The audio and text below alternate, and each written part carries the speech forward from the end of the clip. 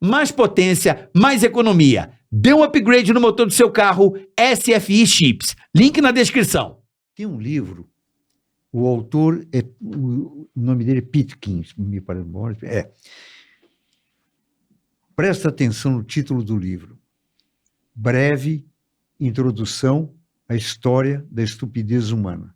Breve Introdução à História da Estupidez Humana. Tem 800 páginas. Caraca. Uma breve Introdução, breve. introdução. Infelizmente, eu creio que grande parte da nossa história, você começando lá atrás, nos tempos bíblicos, e vindo até agora, é esse conflito permanente entre o sagrado e o profano. Uhum. Aquilo que nós temos de extraordinário, de amoroso, de sublime, e aquilo que nós temos de demoníaco, de satânico, de criminoso. A minha jornada pessoal, eu acho que vocês sabem, eu fui advogado criminalista durante quase 30 anos. Uhum. Advogado criminalista no Brasil. Depois fiz psicologia, depois fiz serviço social. Então, eu sou um íntimo da miséria humana. Eu já vi aquilo que até o diabo despreza. Eu imagino. Mas também já vi o inverso. Já vi aquilo que os ingleses chamam de gallantry. Uma vez, um sujeito escreveu um artigo que eu achei brilhante. Teve um incêndio aqui de São Paulo, eu acho que vocês eram muito jovens, mas foi um incêndio que mobilizou demais a população. Joelma, Andraus, Joelma. Eu lembro dos dois. Eu acho que não sei se foi no Joelma, que aconteceu de uma criança que ia cair, o bombeiro pulou, salvou a criança. Primeiro ele calculou, a televisão mostrou tudo, tudo. A criança estava pendurada, ele estava na janela, ele fez o cálculo, ele era bombeiro, ele mediu, disparou, salvou a criança e caiu e morreu. Quer dizer, todo mundo que estava vendo sabia que ele ia morrer, não tinha chance dele como, salvar. né? E ele tinha 2 filhos. Puta Aí um merda. sujeito escreveu um artigo chamado Gallantry. Essa palavra não tem tradução para o português. Tá. Algumas pessoas traduziram como galante, mas não é galante. Não. É muito mais do que isso. É o que os franceses chamam de beau geste. Beau geste. É um gesto que você faz de generosidade humana sem nenhum interesse, sem ganhar nada. Simplesmente por um ato absolutamente infinito de bondade. Uhum. Que pode ser um olhar, É um despertar. um despertar. É, né? Você deixa de ser o sonâmbulo que nós somos Uhum. e desperta. Essa é a esperança humana.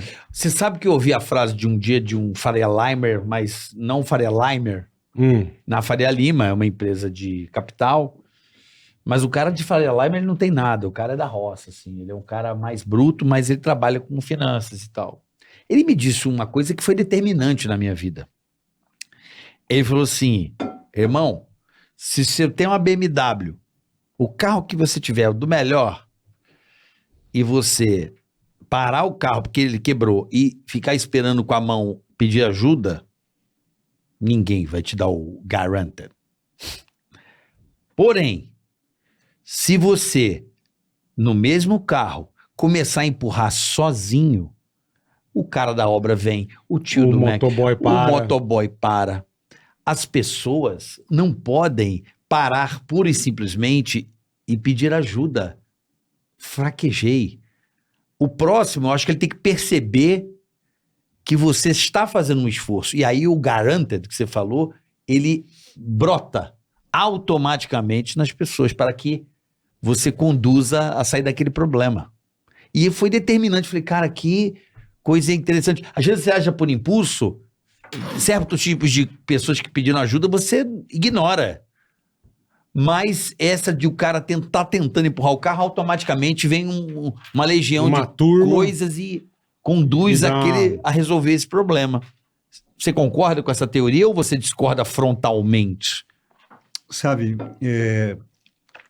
não só em termos de teoria, Mas eu diria para você que, em termos de prática de vida, centenas de vezes no decurso da minha vida, eu recebi de quem eu jamais imaginei que eu iria receber. Eu acredito que, de alguma forma, Deus se presentifica de maneira anônima. Perfeito. Einstein tem uma frase muito bonita, que é mais ou menos assim: Deus não joga dados. Existe uma matemática que a gente desconhece, eu desconheço. Uhum.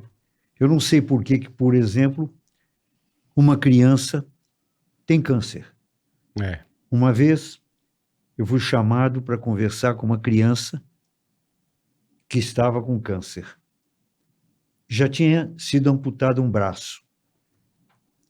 Era um menino de uns 11 anos de idade. Eu conversando com a criança chegou para mim e disse assim: doutor, me diz uma coisa, câncer contamina? Eu falei: não, meu filho. Caraca. Eu falei: não contamina. Por quê? Ele falou: porque os meus pais não deixam os meus irmãos virem me visitar. Eu cheguei para o pai e falei: por que vocês não estão deixando? O pai virou e falou: porque a gente não quer deixar os irmãos sofrerem vendo o irmãozinho morrendo dessa forma, né? Eu fiquei olhando aquilo e pensando, né? Seria fácil para mim dar um palpite, uma opinião, dizer qualquer coisa, mas eu me calei.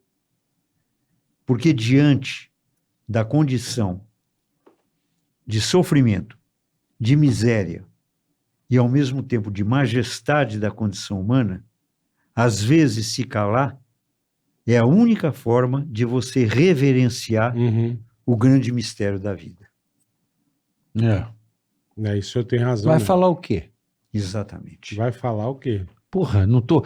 Permaneça, na minha opinião, em silêncio. Você sabe que existe uma ordem religiosa católica na França que, quando o padre entra, ele faz um voto de perpétuo silêncio. Não sei se vocês conhecem essa ordem. Não conheço. Eu tô precisando um pouco dessa ordem. Perpétuo silêncio. Mas existe uma exceção. O sujeito entrou, nunca mais na vida ele pode falar. Pode abrir a boca. Não pode abrir a boca. Tá. Mas ele pode, toda vez que encontrar um outro companheiro, ele pode dizer uma frase: lembra-te que hás de morrer. A nossa vida, na minha opinião, de cada um de nós, ela seria muito mais grandiosa se a gente tivesse consciência da passagem do tempo, do significado da importância, do milagre de viver cada instante, reverenciando e agradecendo a Deus aquilo que foi escrito lá na Bíblia, na Torá, dito para Moisés: você foi feito à imagem e semelhança de Deus. Olha a nossa importância. Não transforme a sua vida numa merda. Você é importante. Você é muito importante. Você não pode sujar essa imagem, porque você foi feito à imagem e semelhança de Deus. Tá aqui, pariu. Eu me calei agora. Eu também. Porra. Tica-tica-tica-tica-tica.